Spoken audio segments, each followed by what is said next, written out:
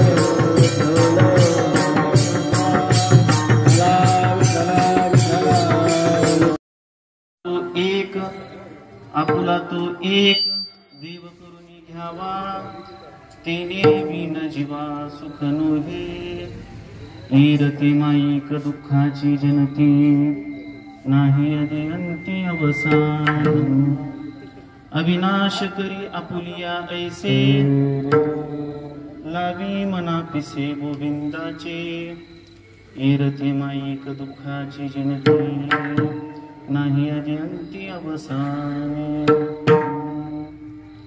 तुका म्हणे एका मरणेची सरी उत्तमची पुरे कीर्ती मागे ईरते माईक दुःखाची जनते नाही अदे अंती अवसान पांडुरंगा करो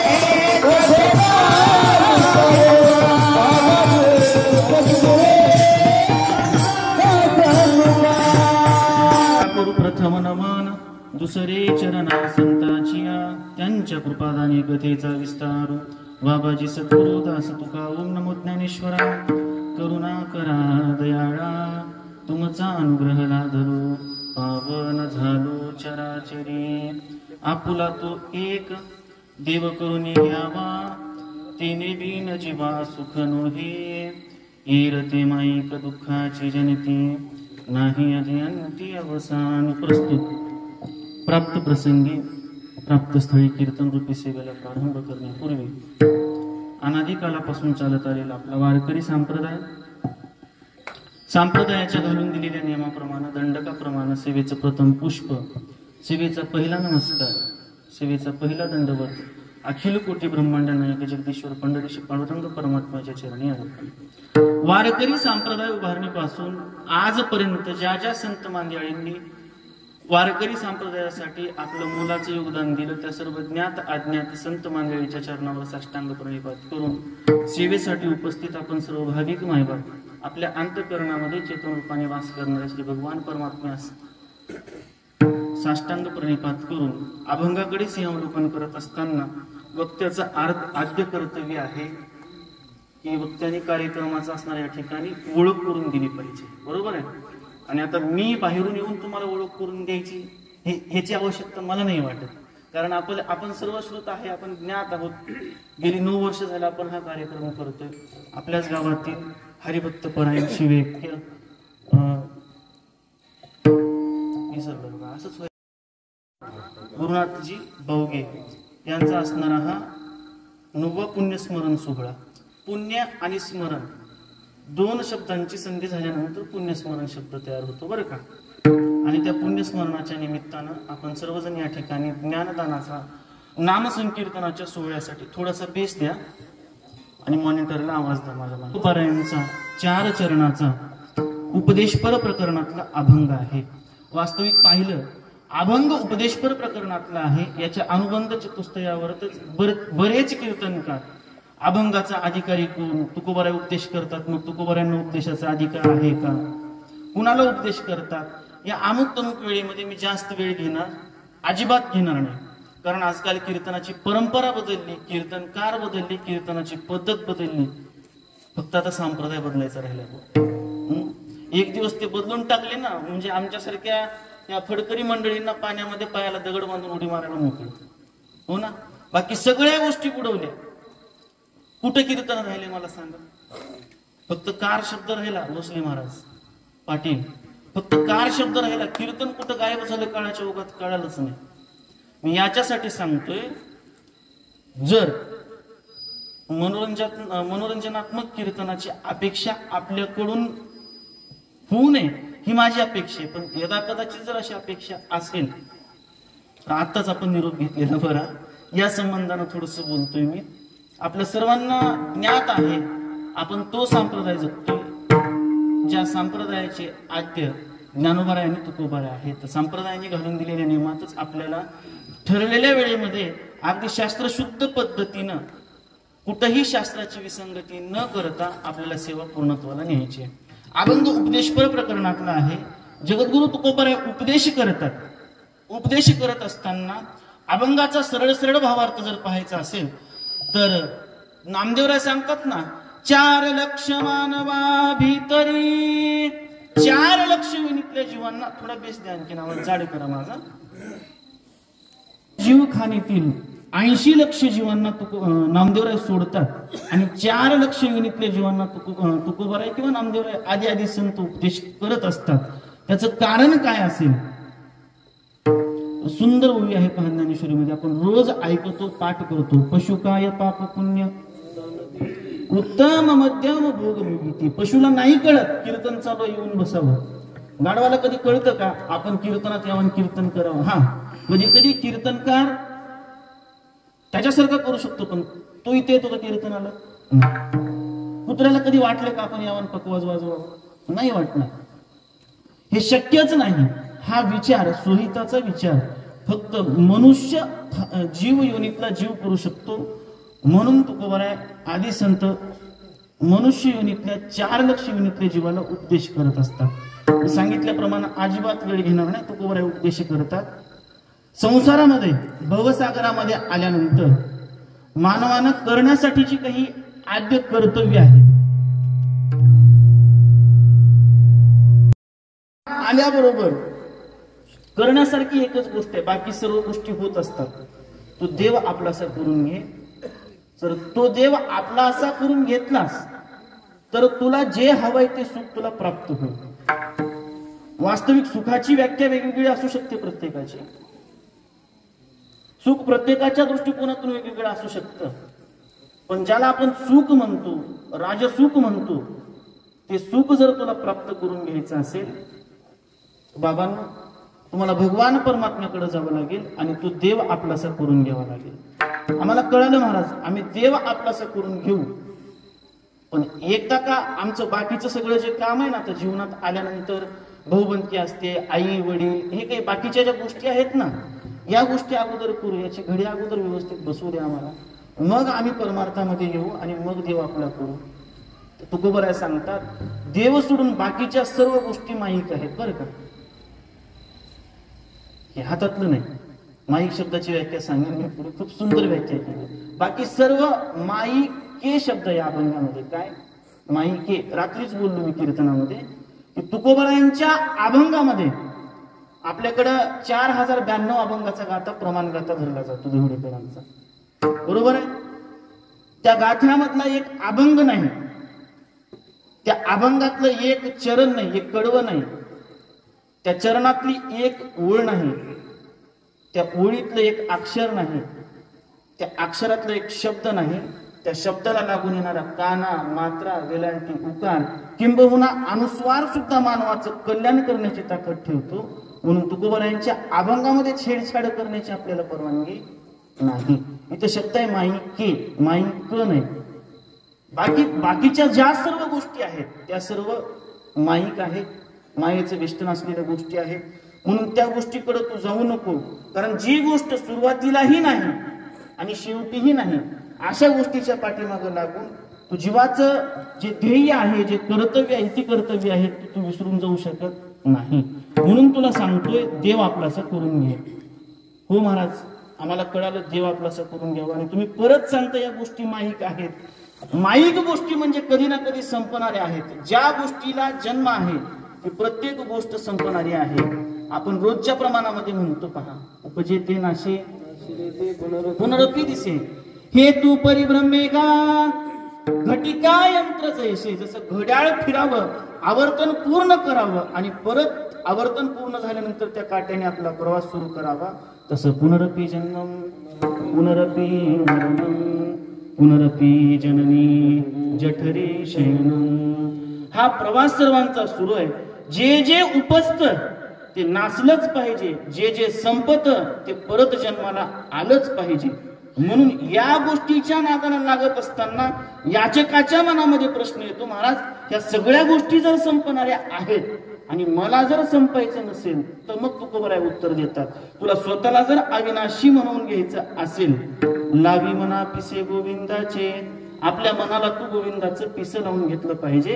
वेदांत शास्त्रामध्ये एक सूत्र आहे पहा, चिंतने चिंतने तद्रूपता. या न्यायाप्रमाणे अगदी सर्व सुज्ञ मंडळी आहेत, जास्त काही सांगण्याची गरज नाही मला. या न्यायाप्रमाणे तुकोबाराय म्हणतात, तू अविनाशी होशील, फक्त मनाला त्या गोविंदाचं असणारं पिसं तुझ्या लागलं पाहिजे. तो कळेल, आम्हाला कळालं तुकोबाराय, नेमकं मी कसा अविनाशी होईल. आणि मग सुंदर पदामध्ये तुकोबाराय उत्तर देतात, एका मरणेची सरे, एकाच मरणामध्ये तुझा असणारा प्रवास संपेल बाबा. परत जन्माला यावं लागणार, परत मरावं लागणार. सोपं आहे काही गोष्ट? जन्माला येताना दुःख आहे, भरपूर विषय बोलण्यासारखा आहे, त्याच्याकडे आपल्याला जायचं नाही. खूप चिंतन करण्यासारखा विषय आहे. मरताना किती त्रास होतो, बरं जाऊ द्या. जन्म घेताना किती त्रास होतो, आपण सर्वजण त्याच गोष्टीतून आलेलो आहोत. जास्ती सांगण्याची गरज नाही, प्रत्येक व्यक्तीला त्याची कल्पना आहे. मातेची या उदर कुहरी, एवढा सुंदर मंडप नाही माहिती होते. विष्टाले पचोहीकडे, नाकी तोंडी कृमी किडे, गर्भवासाचे दुःख गाडे, काय कोणापुढे सांगावे. अजिबात सांगू शकत नाही. तिथून आल्यानंतर काही बाकी गोष्टी सुखाच्या आहेत का? बालपण गेले निनता, तारुण्यपणी विषय व्रता, वृद्धपणी प्रवर्तनी चिंता. वा, हे असं असलं की रात्रभर कीर्तन करावं वाटतं बघा. काय ते रात्रीचं कीर्तन होते यश महाराज. सांगतो तुम्हासी भजारे विठ्ठला, 3 चरणाचा अभंग. बरोबरी नाही, बरोबरी म्हणून लागले. आता वाटलं माझ्या बरोबरी येऊन ते चरण म्हणतात काय. सगळ्या अवघड गोष्टी आहेत, सगळा आनंद आहे महाराज. दिल्यानंतर मी शांतता मिळेल, मिळेल का? किती पैसे दिल्यानंतर मिळेल? नाही ना. ते फक्त इथंच शक्य आहे. त्याचं नाव वारकरी संप्रदाय. ते कुठं शक्य आहे? इथं शक्य आहे. किती हसतायत पहा, यांचे चेहरे पहा. यांचा चेहरा बघितलं की मला 2-2 वाजेपर्यंत कीर्तन करावं वाटतं. आता कसं आपलं 10ला सुरू झालंय, पण अण्णा मला सांगितले महाराज कितीला का सुरू होईना. बोटाकडे बघू नका, बोलण्याकडे लक्ष द्या. 11ला आपल्या नियमामध्ये बंद करायचं. तुम्ही बोटाकडे नका बघू. माझे बोट खूप काही काही करू शकतात. असो, तो विषय वेगळा आहे. किती सुंदर सुंदर चेहरे आहेत पहा. काल उमेश महाराज, पेरणीच्या अगोदर मशागत करावं शेतकऱ्याचा नियम आहे. शेतकरी कुटुंबात जन्मलोय मी, या न्यायानं सांगतो. थोडस तुम्हालाही वाटेल आपल्या अपेक्षेच्या बाहेर जात आहेत महाराज म्हणून, तुमच्या पद्धतीने बोलूयात थोडस. आजी माझ्या चेहऱ्याकडे बघत होती. मला खूप बोलता येतं बरं का, विनोद खूप करता येतात, पण कसं आहे, मौन सर्वार्थ साधना. तुम्ही जितकं शांत राहाल ना तितकं तुमचा फायदा असतो. एक, तुम्ही बोलत नाहीत म्हणजे तुम्ही ज्ञानानं संपन्न आहात, लोकांना समजतं बरं का. दुसरी गोष्ट, बोलत नाहीत म्हणजे तुमचं अज्ञान लपून राहतं. ही महत्वाची गोष्ट आहे. आता तुम्ही बोलत नाहीत म्हणजे तुमचं अज्ञान लपून राहतं. एक आजी माझ्याकडे बघत होती उमेश महाराज, आणि बघता बघता पूर्ण कीर्तन संपलं. एवढं रागानं बघायची ती, एवढं रागानं बघायची. मला वाटलं मी काय केलं असेल. एक तर पहिली गोष्ट, आपण बोलून कीर्तन घेत नाही त्याचा राग यावा म्हणवतं. कीर्तनात काही बोलतही नाही, पुन्हा लागावं असं झालं. काय असेल, कीर्तन संपल्यानंतर उशिरा सुरू झालं, 11:15-12च्या आसपास. मी विचारलं म्हणे, आजी नेमकं काय त्रास आहे तुम्हाला, एवढं का रागानं बघतोय? म्हणजे महाराज कीर्तन आवडलं मला, सगळ्या गोष्टी एकदम सुंदर सुंदर सुंदर तुम्ही चिंतन सांगितले, कळालं मला, पण तुमचा चेहरा आणि माझ्या सासूबाईचा चेहरा हे आवडतं बरं का. आता हे किती आवडतं बघा, एकदम सारखं आहे. मी म्हटलं भोसले महाराज पाटील बघा बरं का, मी म्हटलं एकदम सारखं, मला टेन्शन आलं ना आता. एकदम सारखं म्हणजे आता कसं तिच्या सासूसारखं मी दिसतो म्हणजे? मी म्हटलं काही फरक नाही, एकच फरक आहे म्हणजे फक्त मिशाचा. तुम्हाला बारके, तुमच्यापेक्षा थोडे मोठे दिले. झाली मशागत, इकडे लक्ष द्या. तुकोबाराय उपदेश करताय, 4 चरणाचा अभंग आहे. अभंगाचा सरळ सरळ भावार्थ, अविनाशी होशील म्हणजे असा अविनाशी होशील, एकाच मरणामध्ये तुझा जीवन प्रवास संपेल आणि पाठीमाग राहील तर काय, उत्तमाची उरे. पाठीमाग तुझी कीर्ती आणि ती उत्तमच कीर्ती उरेल. म्हणून या बाकीच्या माईक गोष्टीचा असणारा लोभ सोड आणि भगवान परमात्म्याला आपलं कर. अभंगाचा सरळ सरळ भावार्थ. विठ्ठल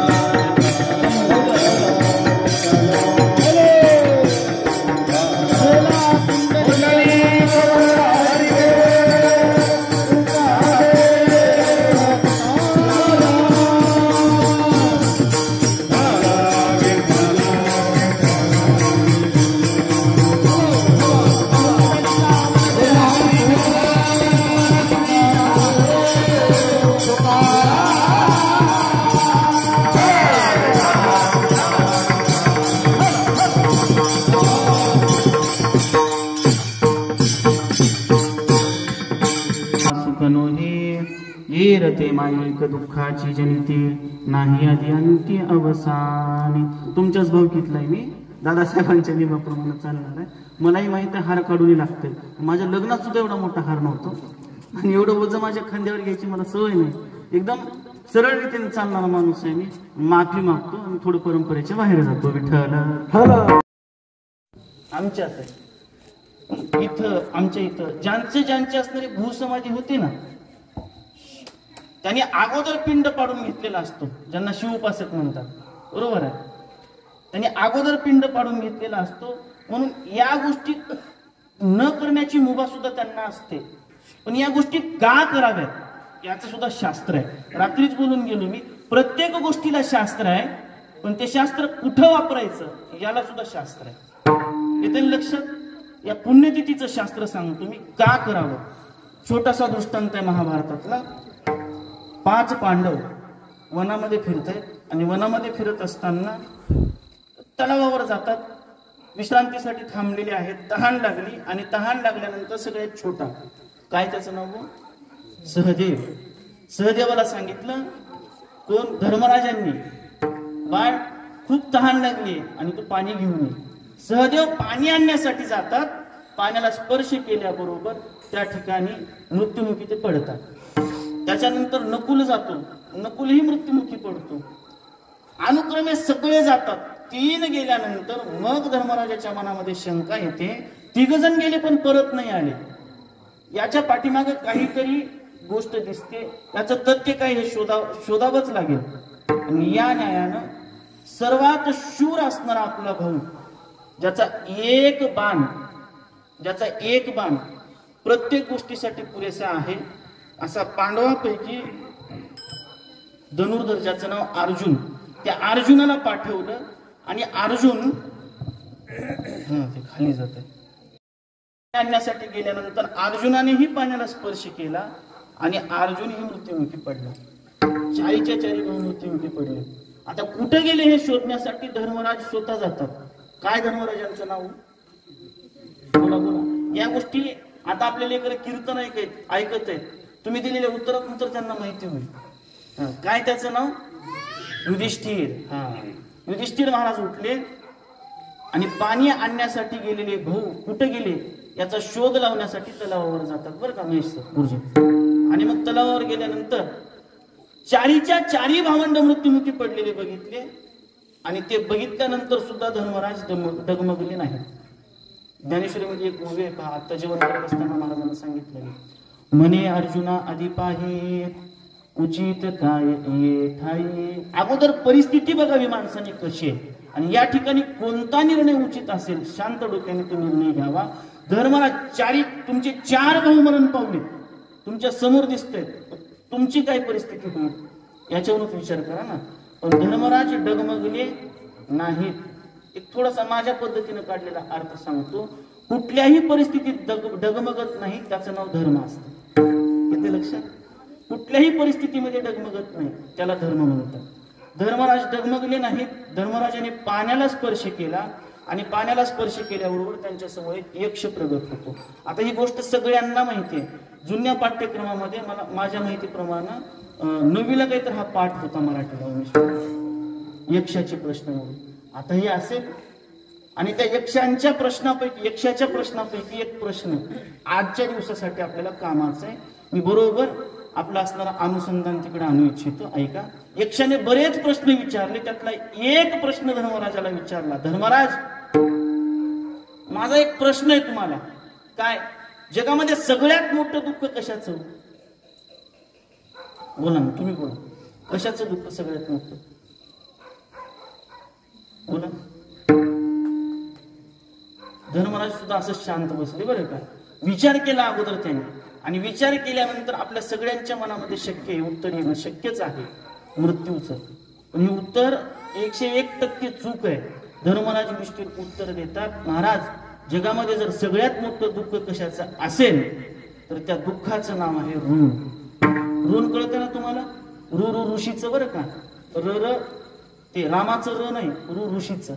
ते ऋण जगामधलं सगळ्यात मोठं दुःख आहे आणि ते ऋण माणसाला सुखाने जगू देत नाही आणि सुखाने मरू देत नाही. माझ्या चिंतनाचा प्रवास कसा चालू आहे लक्ष थोडंसं अनुसंधान पाहिजे बरं का. झोप आली तर हरकत नाही, आलीच पाहिजे. ऋण 10-15 जण झोपी गेल्याशिवाय मला कीर्तन केल्यासारखं वाटत नाही. त्याच्यात काय करावं?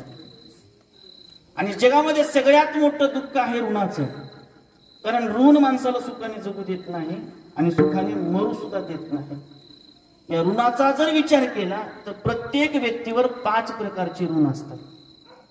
1 देव ऋण, 2 ऋषी ऋण, मनुष्य ऋण, भूत ऋण आणि पितृ ऋण.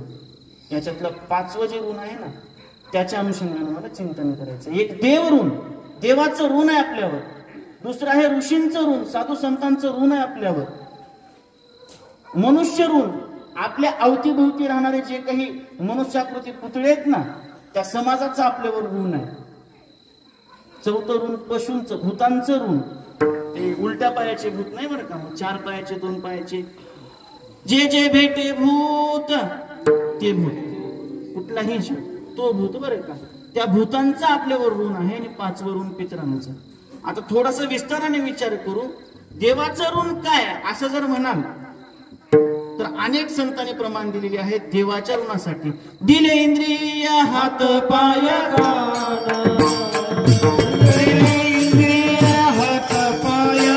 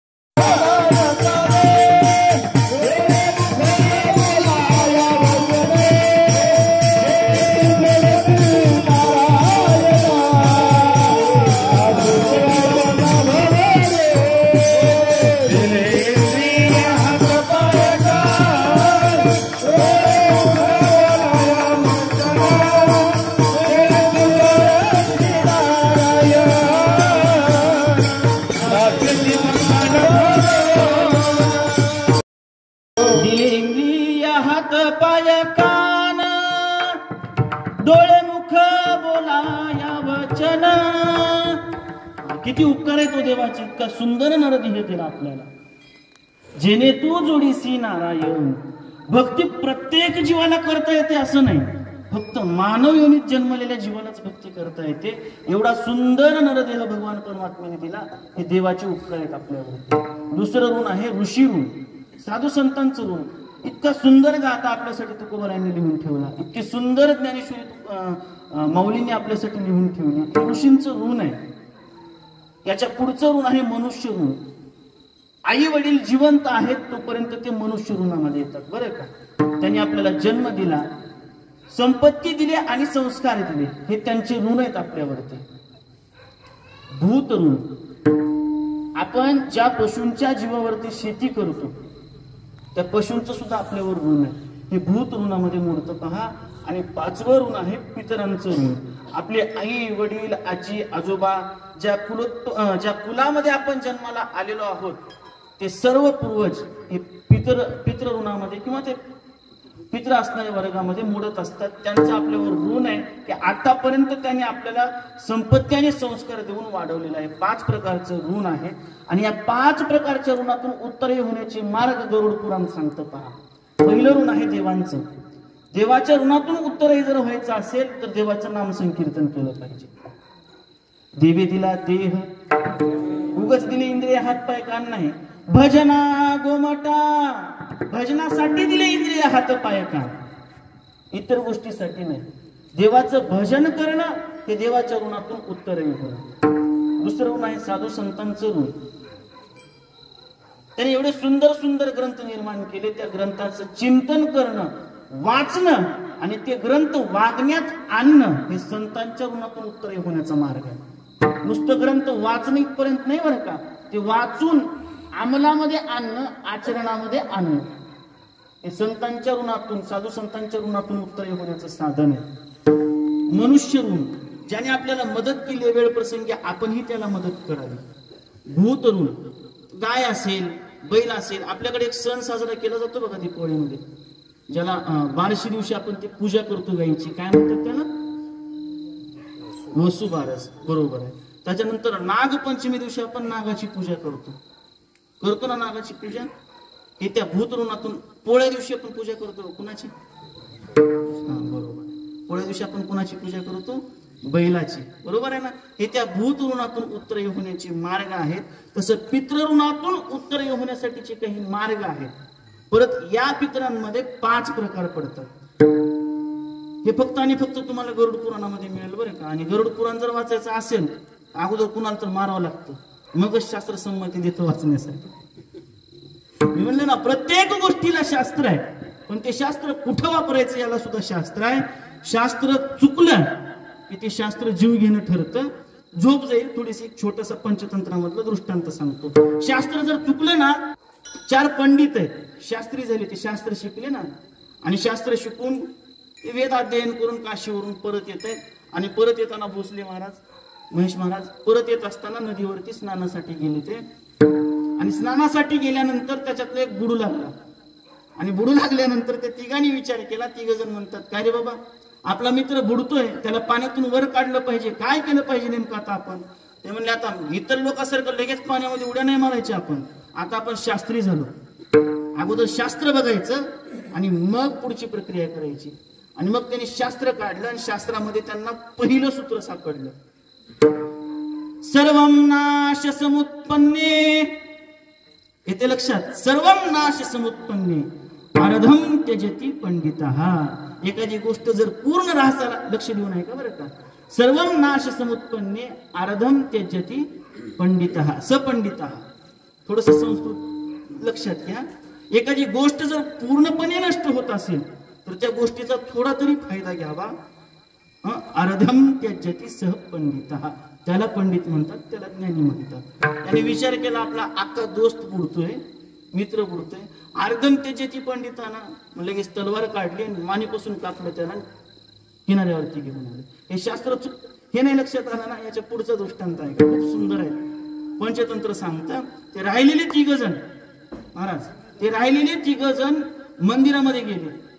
विश्रांतीसाठी रात्रीची वेळ आहे, झोप ते लागत नाही, पोटामध्ये काहीच नाही, झोप कशी लागेल? त्या गावामधला एक व्यक्ती आहे, मंदिरामध्ये दर्शनासाठी आलेला. म्हणजे महाराज खूप लांबून आलेले दिसताय तुम्ही. होय, भोजन करणार का?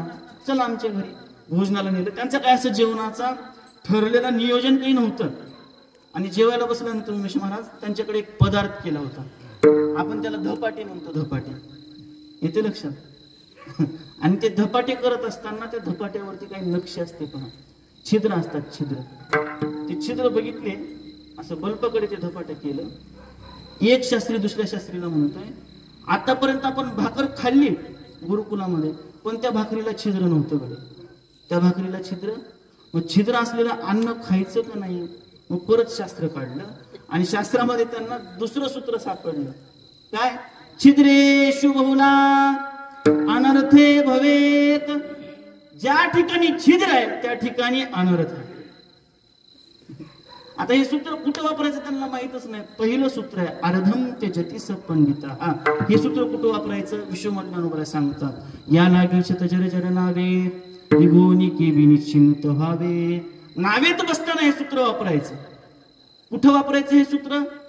जे छेदाचं सूत्र आहे ना, छिद्रेषु बहुला अनर्थे भविंतु, हे सूत्र नावेत बसताना वापरायचं. नावेमध्ये बसत असताना अगोदर नावेला छिद्र आहे का बघायचं. हे शास्त्र चुकीच्या ठिकाणी लागलं आणि रात्र उपासामध्ये काढायला लागली की नाही. शास्त्र चुकलं की माणसाचा जीव घेते. आणि पहिलं जे शास्त्र होतं ना, ते व्रण नावाचा एक रोग आहे. आता माणसाला नाही राहिला, फक्त जनावरांच्या शेपटीला येतो का ते व्रण नावाचा रोग. आणि डॉक्टरकडे गेलं की डॉक्टर म्हणतो तुमचा अंगठा तोडावा लागेल तर जीव वाचतो. इथं ते शास्त्र आहे. सर्वम नाश समुत्पन्ने अर्धम त्यजति स पंडित. हा अंगठा तोडून जीव वाचवणे त्याला पंडित म्हणतात. विठ्ठल. ऋणातून मुक्त होण्यासाठी शास्त्र आहे. पितरांच्या ऋणातून मुक्त होण्यासाठी सुद्धा शास्त्र आहे. ते सांगण्याच्या अगोदर मला तुम्हाला एक गोष्ट सांगायची की पितरांचे सुद्धा प्रकार पडतात. पितर 5 प्रकारचे आहेत. याचा उल्लेख फक्त तुम्हाला गरुड पुराणामध्ये सापडेल. जनिताश्च विनिताश्च, लक्षात घ्या, मोजा बरं का. जनिताश्च, जन्म देणारे आई वडील एक पितर आहे. विनिताश्च, हे माझ्या कामाचं म्हणून पाठ करून ठेवले बरं का. बायकोचे आई वडील सुद्धा पितर आहे. तुम्हाला जर मिळवणार नसेल तर सासऱ्याचं पिंडदान करता येतं बरं का. एवढं बरोबर लक्षात ठेवलं मी महाराज. जनिताश्च विनिताश्च, बायकोचे आई वडील, तुमचे आई वडील. जनिताश्च विनिताश्च यात्रम विद्या. हा बरोबर आहे. काय म्हणलं? हा, ज्यानं आपल्याला विद्यादान केलेलं आहे, ज्याच्याकडून कधी ना कधी आपण कोणती तरी विद्या शिकले, ते गुरु. यस्तुम विद्या प्रयश्चते. थोडं थोडे असं होते, आता बयान व्हायचंच. जनिताश्च विनिताश्च यस्तुम विद्या प्रयश्चते.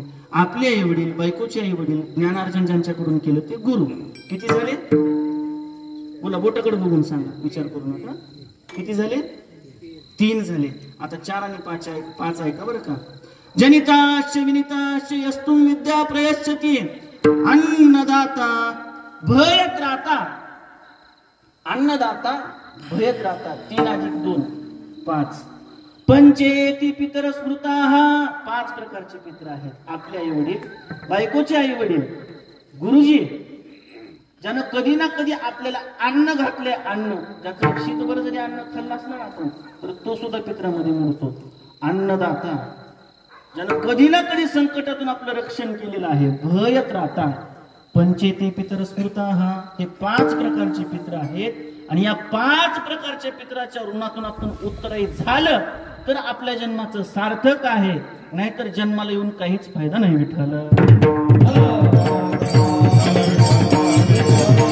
संमत काही पर्याय आहेत. ते जिवंत आहेत तोपर्यंत सेवा. बरोबर का? लक्षात घ्या. मला थोडस बाजूला न्यायचं, अनुसंधान सोडू नका. तुम्ही इथपर्यंत आलेत. आता पितरांच्या ऋणातून मुक्त होण्यासाठी काय करावं हे मला सांगायचंय. थोडस बाजूला नेतो तुम्हाला. माणसाचा असणारा जन्म आणि माणसाचा असणारा मृत्यू हे 2 प्रकारचे सोहळे आहेत माणसाच्या आयुष्यामध्ये. किती? बोलत चला. किती प्रकारचे सोहळे आहेत? 2.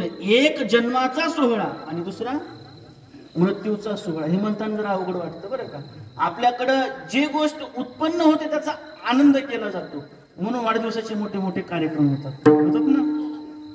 ज्या ठिकाणी ऱ्हास होतो, संपणारी गोष्ट माणसाला आवडत नाही. मृत्यूचा सोहळा लोक सोहळा मानायला तयार नाहीत, पण आपण नशीबवान आहोत, आपण भाग्यवान आहोत, आपण त्या संप्रदायामध्ये जन्माला आलोय ज्या संप्रदायामध्ये मृत्यूचा सुद्धा सोहळाच मानला जातो. त्याला प्रमाण आहे, देहाच्या गावा आलिया जन्म मृत्यूच्या सोहळिया.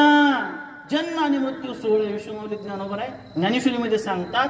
आणि तुकोबरायांना जर विचाराल तर तुकोबराय म्हणतात, आपुले मरण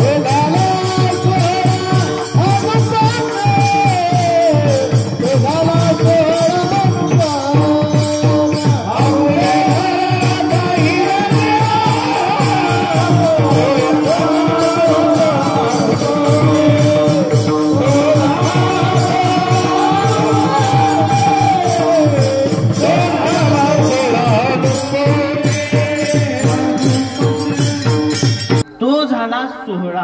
मृत्यूला सुद्धा सोहळा म्हणतात. मृत्यूला सुद्धा सोहळा म्हणतात. त्या संप्रदायामध्ये आपण जन्माला आलोय, आपलं हे नशीब आहे ज्या ठिकाणी मृत्यूला सुद्धा सोहळा मानला जातो. पण हा सोहळा साजरा करत असताना जन्माचा सोहळा ते मृत्यूचा सोहळा, या दोन्हीच्या मधला जो प्रवास आहे ना, थोडस लक्ष देऊन आहे का, या दोन्हीचा मधला जो प्रवास आहे तो इतका सोपा नाही.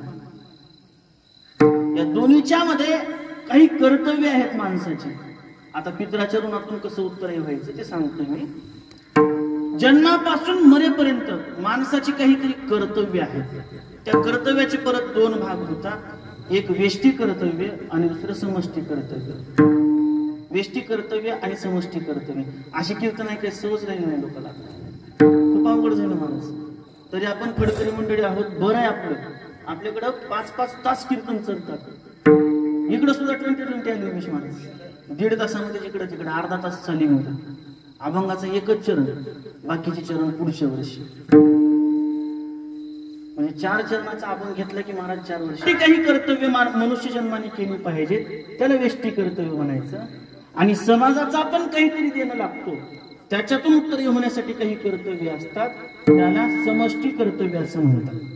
आता आपण जे करतोय हे एकमेव कर्तव्य असायचे, वेष्टीही आहे आणि समष्टीही आहे. येते लक्षात?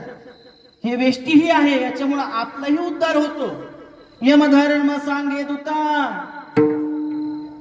नाही कुठं, जिथं कीर्तन सुरू आहे तिथं आपला पण उद्धार आहे. वेष्टी कर्तव्य आणि समष्टी कर्तव्य सुद्धा आहे. आणखीन एक प्रमाण द्यायचं मला आठवतंय, हरिभजनी हे धवळीले जग, चुकविला नाग कळी काळाचा. तुकोबाराय म्हणतात हरिभजनी हे धवळीले जग, हे समष्टी कर्तव्य. हरिभजनाने जग ढवळलं, पण त्याचा परिणाम माझ्या आयुष्यावर काय झाला? चुकविला नाग कळी काळाचा, माझा स्वतःचा मृत्यू मला चुकला. वेष्टी कर्तव्य समष्टी कर्तव्य येते लक्षात? स्वतःसाठी आणि समाजासाठी हे दोन कर्तव्य माणसाला या कर्तव्याच्या ओझ्यातून जावं लागतं. 2 कर्तव्य सांगतो मी तुम्हाला. पहिला आहे सामाजिक कर्तव्य. सामाजिक कर्तव्य सांगत असताना आई वडील, आजी, आजोबा हे जिवंत आहेत तोपर्यंत त्यांची सेवा करावी. काय करावी? सेवा करावी. आपल्याकडे एक मूवी आहे पहा, खूप सुंदर आहे. लय कीर्तनकार महाराज बोलतात, सकळ तीर्थाची या धुरे जिका माता पितरे. मूवी सगळ्याला पाठ आहे, बहुतेक जणाची ओवीकडं पाठ आहे.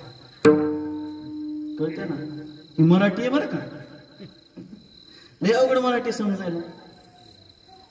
ही ओवी बहुतेक जणांची पाठ आहे, सर्वांचीच पाठ आहे, पण या ओवीकडे बहुतेक जणांची पाठ आहे. सकळ तीर्थाची अधुरेची का माता पितरे.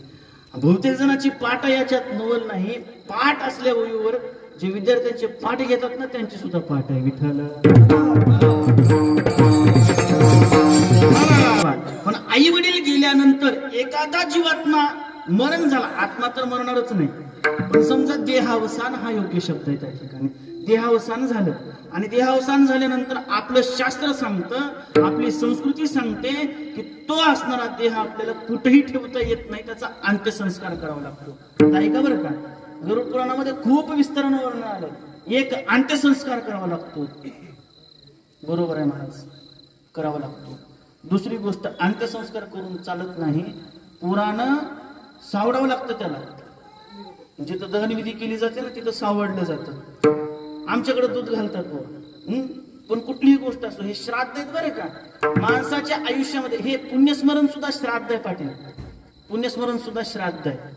माणसाच्या आयुष्यामध्ये श्राद्ध माणसं स्वतः घालू शकत नाहीत. मेल्यानंतर कुठून श्राद्धाची सुरुवात होते आहे का गरुड पुराण सांगतं.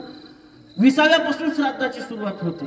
स्थूल देह सोडून सूक्ष्म देहानं आपण ज्यावेळेस भगवान परमात्म्याकडे जात असतो, आणि जात असताना सूक्ष्म देह प्राप्त करण्यासाठी जीवात्म्याला काही पुण्याची आवश्यकता असते आणि ते पुण्य श्राद्धातून प्राप्त होत असतं. स्थूल देह सोडल्यानंतर आत्मा रिकाम आहे. आणि आत्मा म्हणजे काय? वायू रूप सदासने प्रसंगी नाना देह धरणे. दासबोधामध्ये सांगतात वायू स्वरूप आहे आत्मा.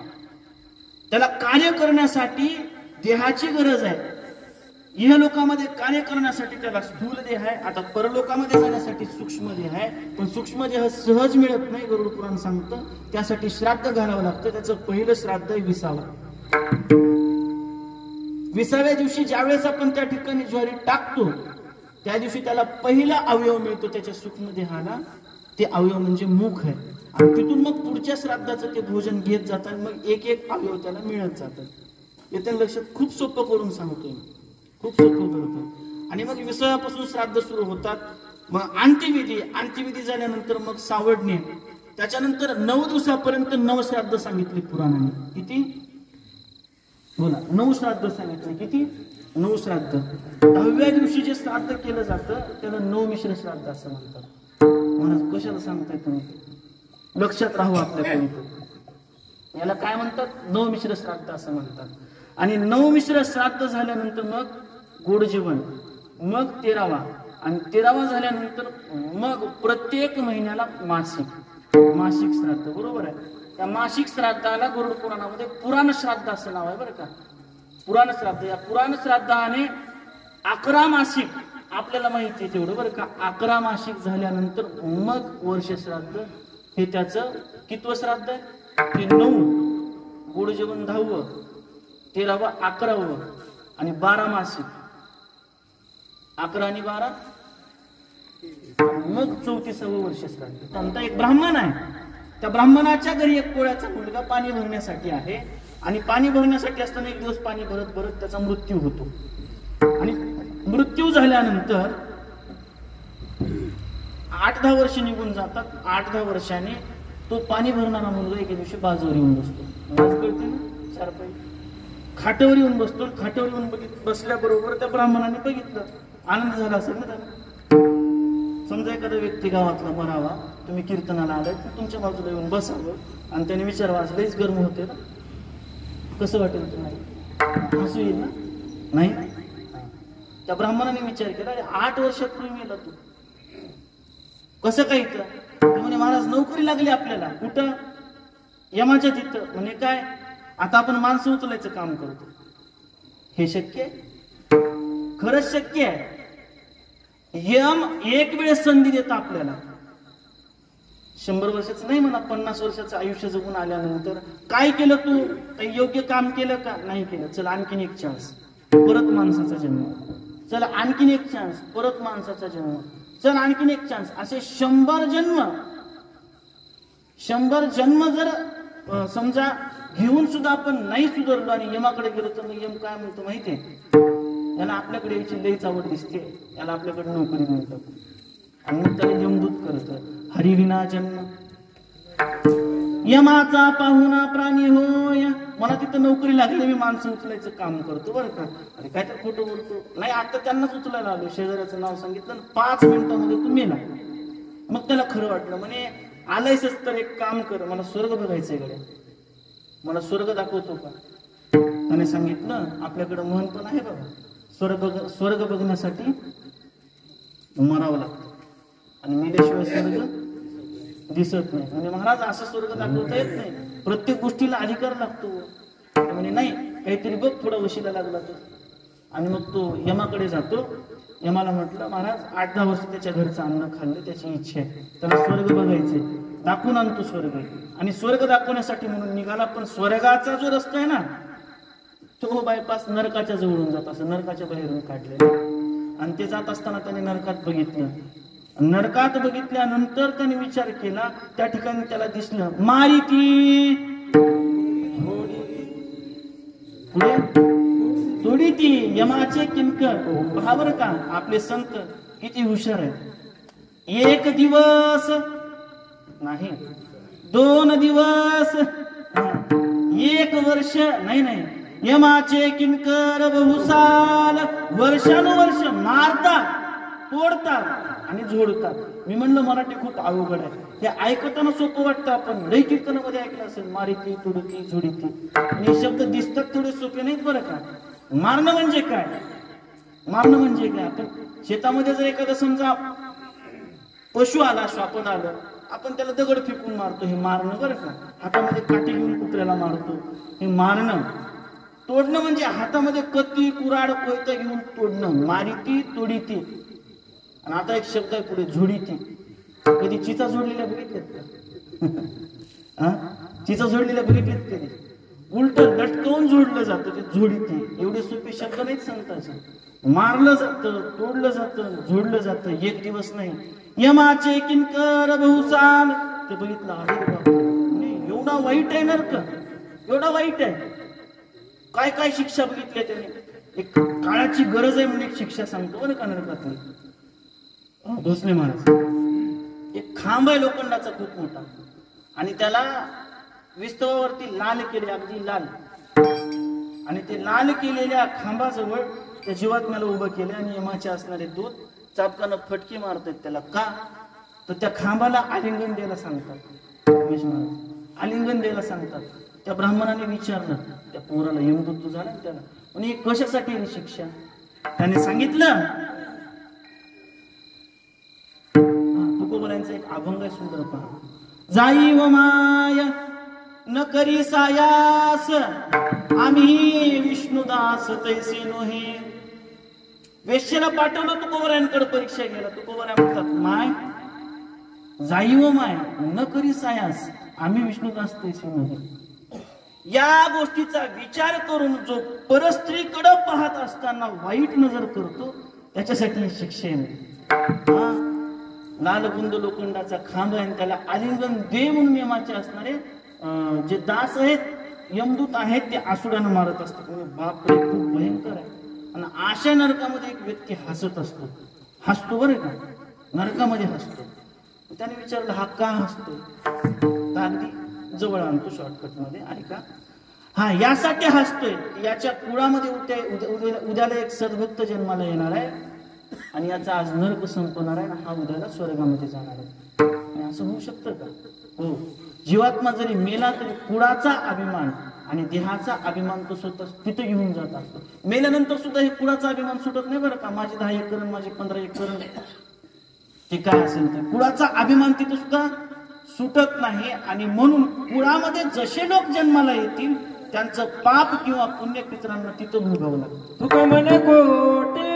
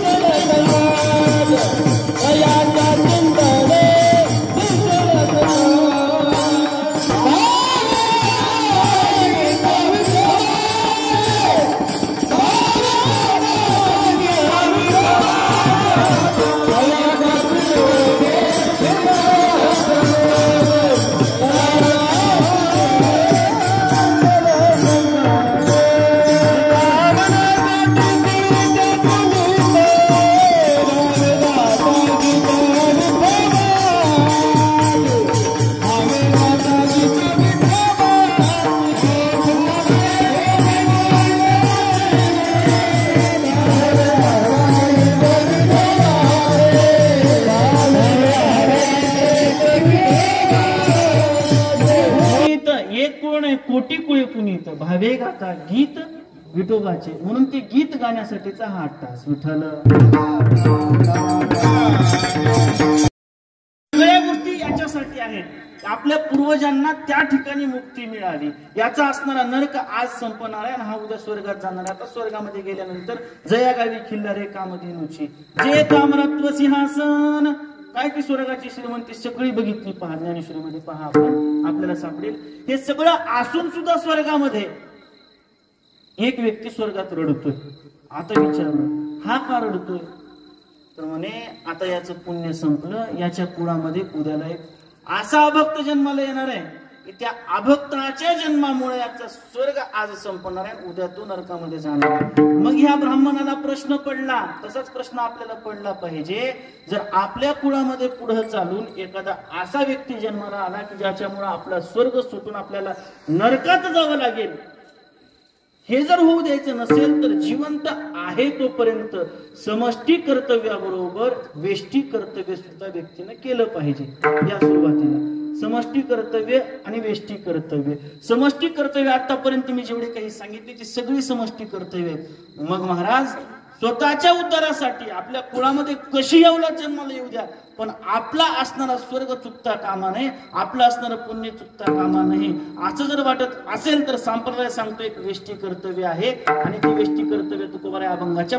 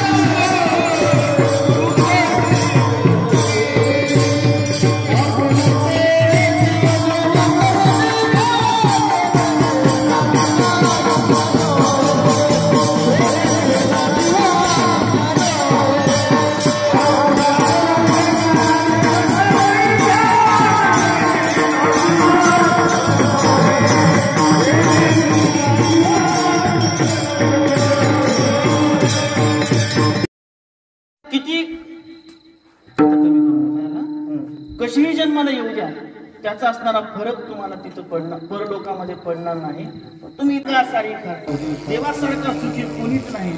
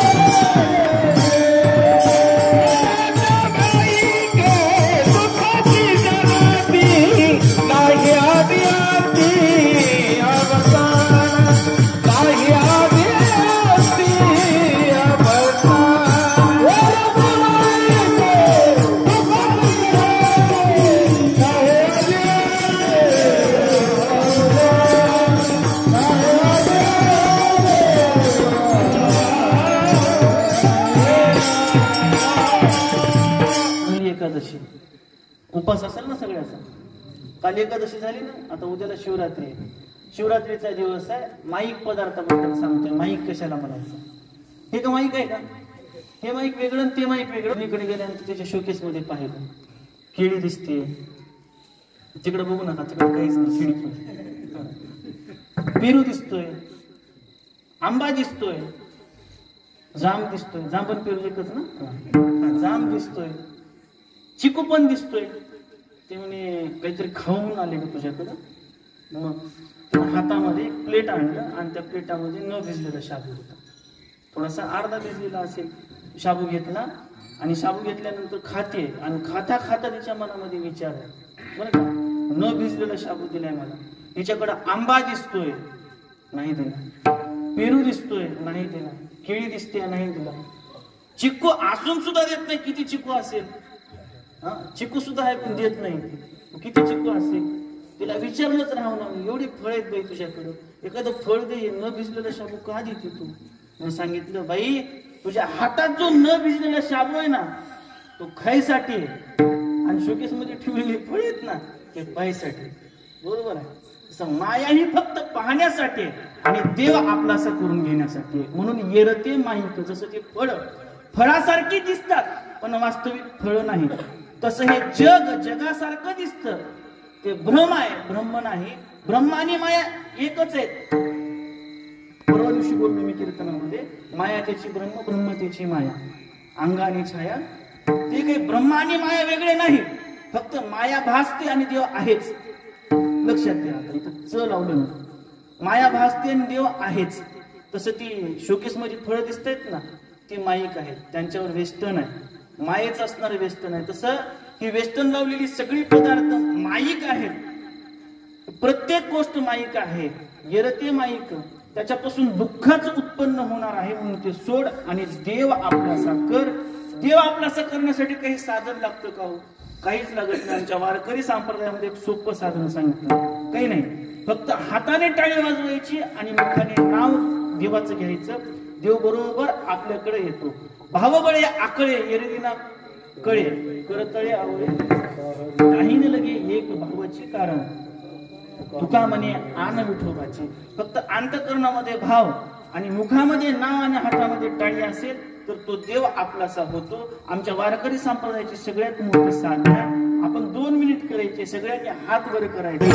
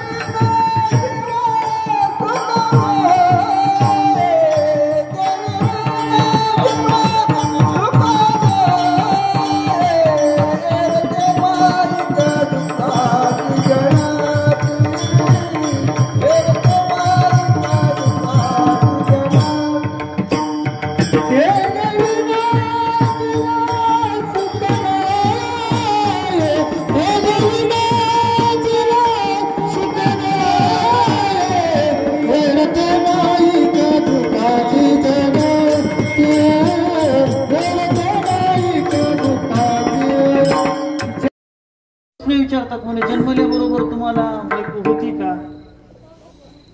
असते का? कुणाला नसतेच ना. मरताना सोबत येईल काही असा प्रश्न विचारला जातो बरं का. मला तसं काही विचारायचं नाही. ज्या गोष्टीचं बीज शीन आहे, बीज ज्याचा शीन त्याची फळ.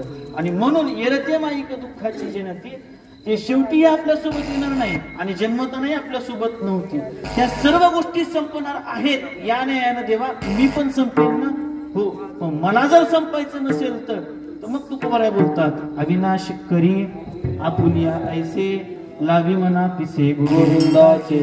गोविंदाचं पिसं जर मनाला लागलं तर तू आपोआप अविनाशी होशील. हे कसं? तर अगदी शब्दशः अर्थ लावतो. रामचरित मानस मध्ये चौपाई लिहितात तुलसीदासची. नाम प्रसाद शंभू अविनाशी, साजू अमंगल मंगल राशी. त्या नामाच्याच प्रसादामुळं, राम नामस्मरणामुळं इतक्या अमंगल वेशातले भगवान शंकर सुद्धा मंगल आहेत. नाही चिरंजीव आहेत. नाम प्रसाद शंभू अविनाशी, साजू अमंगल मंगल राशी. म्हणून स्वतःला जर अविनाशी करून घ्यायचं असेल तर अविनाश करी आपुलिया ऐसे लावी मना पिसे गोविंदाचे. मग तू असा अविनाशी होशील की एकाच मरणामध्ये तुझा प्रवास संपेल. पाठीमाग राहील ते तू केलेलं काम, त्या कामाची पोच पावती म्हणून तुझं असणार या ठिकाणी कौतुक जग करेल. अभंगाचं शेवटचं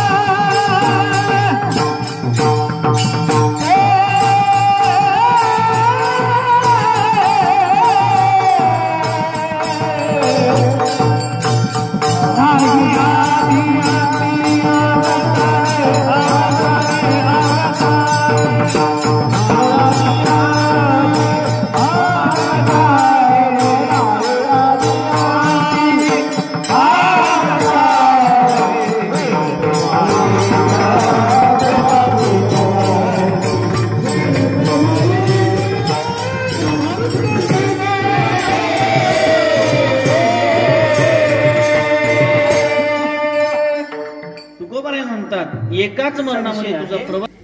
गुढीपाडवा, रामनवमी, रामनवमी हनुमान जयंती आणि हनुमान जयंती ते पुढचे एक 7-8 दिवस, जवळपास 20-25 दिवसाचा भाग. या 20-25 दिवसामध्ये महाराजांकडे रोज जायचो. दिगुळ गाव आहे, 30-35 किलोमीटर आहे, 30-35 किलोमीटर. आणि तिथे 3 कथा होत्या. रामनवमी, हनुमान जयंती, गुढीपाडवा ते रामनवमी, रामनवमी ते हनुमान. तर याचा हरिक वाटे देवा. आणखीन एक प्रमाण आहे माझ्याकडे, पहा बरं का. बीज जर गोड असेल तर फळ आपोआपच अमृताची वेली, अमृताची फळे. वेली जर अमृताची असेल तर त्याला फळ सुद्धा. हे इथं येऊन अन्नाला बघितल्यानंतर समजलं मला, बरं का.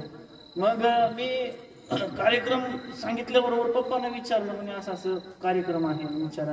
महाराजांना फोन केल्यानंतर महाराज म्हणले आता सगळा परिसर परिचयाचाच आहे, जास्त काही मी फिरत नसतो, पण जेवढं काही फिरतो. मग महाराजांना फोन केल्यानंतर जवळपास माझं हे 4थं कीर्तन आहे ते हाशेगाव मध्ये. खाली गावामध्ये आलो होतो. मनामध्ये विचारावं वाटायचं, पण जास्त बोलणं स्वभाव नाही आपला, आपण आपल्याला बोलूच वाटत नाही. म्हणजे कसं विचारावं, काय विचारावं, काय मनामध्ये प्रश्न राहायचा आणि शंका, विचारावं तरी काय, विचारावं तरी काय. मग बहुतेक मॅडमनीच ठरवलं असेल हे काही विचारत नाही, याला नेऊनच टाकू. आणि मग इथं आल्यानंतर या सगळ्या गोष्टी समजल्या. असो, अगदी सुंदर नियोजन. मी स्तुती नाही करत, वस्तुस्थिती सांगतोय की संप्रदायामध्ये भजन कीर्तन करणाऱ्यापेक्षा प्रल्हादाचे पिता जाचणी जे वाईट वागतात भजन कीर्तन करणाऱ्यासोबत त्यांना सुद्धा शिक्षे, आणि जे त्यांच्यासोबत चांगलं वागतात मग त्यांच्या पुण्याची गणना होऊ शकत नाही. अगदी या न्यायाप्रमाणे हा माझा वर्षभराचा प्रवास चालत आला. आणि परत एकदा मॅडमने दिलेल्या संधीमुळं मला एकदा भगवंताच्या नामचिंतनाने वाणी पवित्र करण्याची संधी मिळाली. त्याबद्दल मॅडमचे, अण्णाचे, आपल्या सर्वांचे, समस्त भावगे परिवारांचे आभार व्यक्त करतो. आपण लांबून लांबून आलेली मंडळी आहे. भोसले महाराज असतील, आमचे गोंधळीहून आलेले पाटील असतील, शेलूकर महाराज असतील, खुंटेगावची मंडळी आहे, आमचे उमेश महाराज, ही सगळी भोसलेहून आलेले आमचे महेश महाराज, हे सगळे मंडळी तुम्ही इथं येताय. हे सगळं तुम्ही आलायत म्हणून होतंय, बरं का. नोहे एकट्याचा खेळ म्हणून मेळ जमविला. आज एवढे लोक जमा करायला काय लागतं हे एका कीर्तनकारालाच माहितीये, कारण टाळकरी मला न्यायचे होते काल कीर्तनाला, म्हणून कळालं बरं का मला. एवढे लोक गोळा करायला काय लागतंय हे एका कीर्तनकारालाच माहित, कारण कीर्तनकार मिळणं सोपं झालंय आता, पण हे लोक मिळणं आणि एवढे चांगले मिळणं खूप अवघड आहे. परत एकदा तुमच्या सर्वांच्या असणाऱ्या चरणावर नतमस्तक होतो. झालेली सेवा पांडुरंगाच्या चरणी अर्पण करत असताना देवाकडे एकच विनंती आहे, ज्यांच्या पुण्यतिथी प्रीत्यर्थ हरिभक्त परायण कैलासवासी महानंदाबाई गुरुनाथ अप्पा भाऊगे यांच्या पुण्यस्मरणा निमित्त आपण या ठिकाणी ही सेवा करतो. त्यांच्या आत्म्याला चिरशांती म्हणतोय. उत्तमची उरे कीर्ती मागे एका मागणीची सरे, या न्यायाप्रमाणे त्यांना चिरशांती लाभावी. जिथपर्यंत सूर्याचे किरण जातात त्या प्रत्येक जीवाला सुख व्हावं. ज्याच्या ज्याच्या हिताची जी जी गोष्ट आहे ती प्रत्येक गोष्ट त्याला मिळावी. सर्वांना आपापल्या धर्माचा स्वाभिमान वाटावा. प्रत्येकाने आपापल्या धर्माचं रक्षण करावं, आपल्या आपल्या संस्कृतीचं रक्षण करावं. प्रत्येकाला आपल्या धर्माचा अभिमान वाटावा, इतकीच अपेक्षा करतो. आणि झालेल्या सेवेला पूर्ण विराम. ज्ञानेश्वर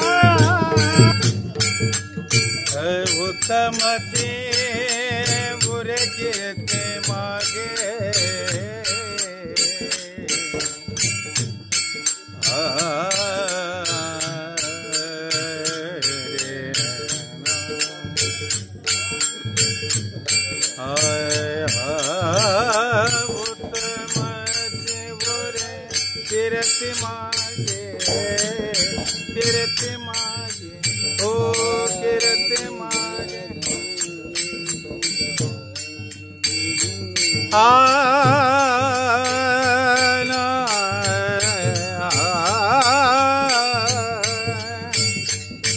उत्तमती बुरे कीर्ती मागे